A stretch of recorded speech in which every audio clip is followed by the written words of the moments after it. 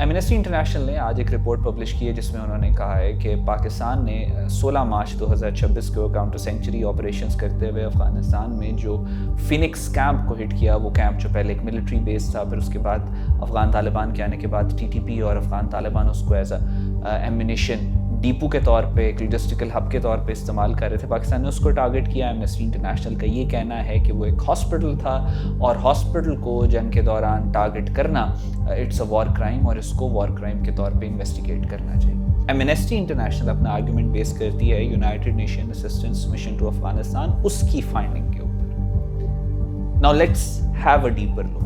یہ جو United Nations کا جو مشن ہے افغانستان کے اندر، اس کی اپنی فائنڈنگز کیا ہیں پچھلے 3 سال کی افغانستان کو لے کے، to give you a very clear idea کہ یونائٹڈ نیشنز کا جو اسسٹنس مشن ہے افغانستان میں وہ کہاں پہ سٹینڈ کرتے ہیں۔ یونائٹڈ نیشنز کی ایک ریزولوشن ہے 2721 جس کے مطابق انہوں نے کہا کہ افغانستان میں ہمیں ایک اسپیشل انوائے کی ضرورت ہے جو کہ ہیومینیٹیرین جو پرابلمز ہے اس کو ایڈریس کرے اور گراؤنڈ کے اوپر جو سرچ ہے وہ کر سکے، گراؤنڈ کے اوپر فیکٹ فائنڈنگ کر سکے اور ایک حقیقت دنیا کے سامنے لے کے آ سکے۔ اس ریزولوشن کے باوجود افغان طالبان نے یونائٹڈ نیشن کے اسپیشل انوائے کو ریجیکٹ کر دیا، انہوں نے ان کو الاؤ نہیں کیا افغانستان میں انٹر کرنے کے لیے۔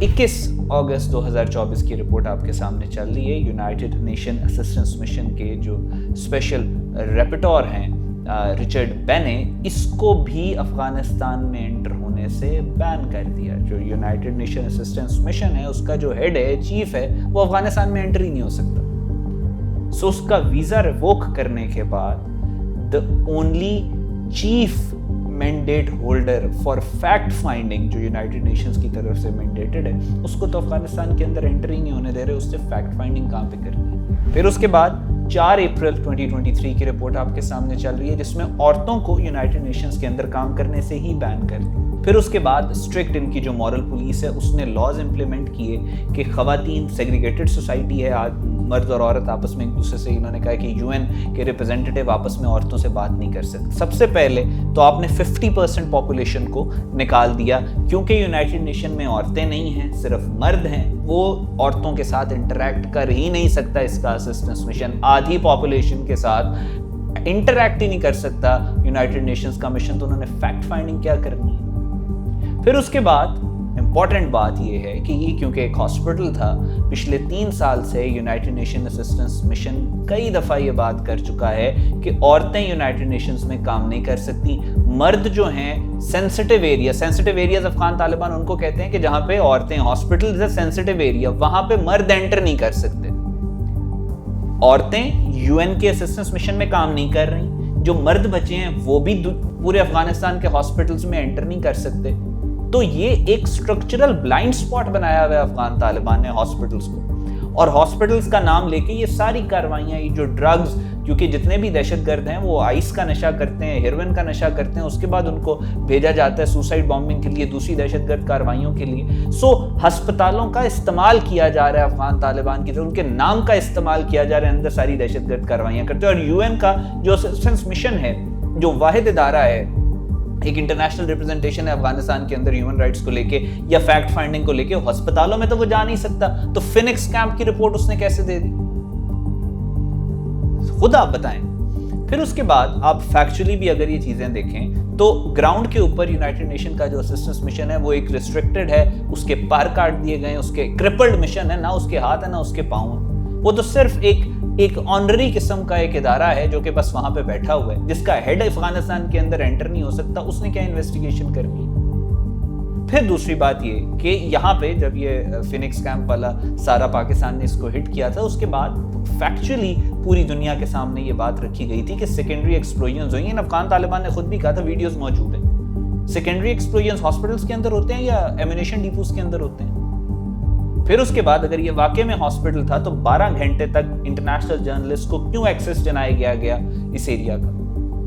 آپ تو اسی وقت جرنلسٹ کو بھیجتے ہیں دنیا میں جہاں پہ ہاسپٹلس پہ اٹیک ہوئے، اسی وقت جرنلسٹ کو لے کے آتے ہیں تاکہ ٹائم سینسٹیو یہ معاملہ ہوتا ہے، پتہ چلے کہ کیا ظلم ہو رہا ہے یہاں پر پوری دنیا کے سامنے۔ کیوں 12 گھنٹے تک انہوں نے ایکسیس نہیں کرنے دیا جرنلسٹ کو؟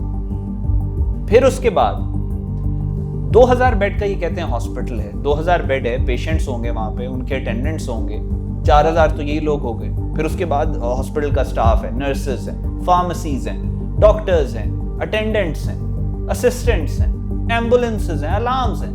کہیں پہ کوئی 2,000 یہ 4,000 5,000 لوگ بھاگ رہے تھے, اٹیک ہو رہا تھا, نکل رہے تھے, سب کے پاس موبائل فون تھا. there is not even a single video evidence to prove, کوئی CCTV فوٹیج ہو کہ یہ واقع میں ایک ہاسپٹل تھا.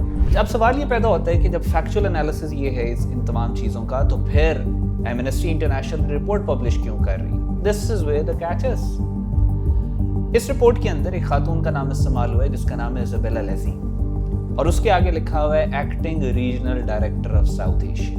یہ رپورٹ بیسکلی وہ خاتون جو ہے وہ پبلش کر رہی ہے, اور آگے چھوٹا سا کر کے ایکٹنگ ڈائریکٹر ریجنل ڈائریکٹر لکھا ہوا ہے. بیسکلی یہ جو عورت ہے یہ ریجنل ڈائریکٹر نہیں ہے, یہ ڈیپٹی ریجنل ڈائریکٹر ہے.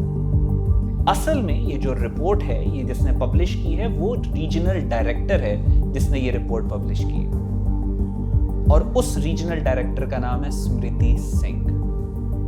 شی از این انڈین. سو کیونکہ وہ اپنے نام سے یہ پبلش نہیں کر سکتی تھی تو اس نے اسپیشلی اس کو کہا کہ یہ رپورٹ کے لیے میں تمہیں ایکٹنگ ریجنل ڈائریکٹر کا چارج دے رہی ہوں. انٹرنل بیوروکریسی ہے, کچھ بھی کر سکتے ہیں, اور اس کے نام سے یہ رپورٹ پبلش کی. So you can smell the base less propaganda جو انڈینس کرتے ہیں, جو ان کی اصلیت ہے, جو ان کی حقیقت ہے. ذرا سا اس کو آپ انویسٹیگیٹ کریں تو جو بھی اس طرح کا یوزلیس پروپیگنڈا پاکستان کے خلاف ہوگا کہیں نہ کہیں آپ کو انڈین ملے گا. اینڈ یو کین پریکٹیکلی, اس سے پہلے بھی جو ریجنل ڈائریکٹر تھا ایمنسٹی انٹرنیشنل کا سری لنکا میں ان کا آفس ہے, وہ ہی was also an Indian. So we can comprehensively conclude کہ دس ایمنسٹی انٹرنیشنل, اس کا جو اسپیشلی ساؤتھ ایشیا چیپٹر ہے, وہ اگر کبھی اس کی کریڈیبلٹی تھی بھی تو it is completely last. It has been taken over by the Indians which are directly connected with the Indian government, and they are doing the propaganda of research and analysis wing.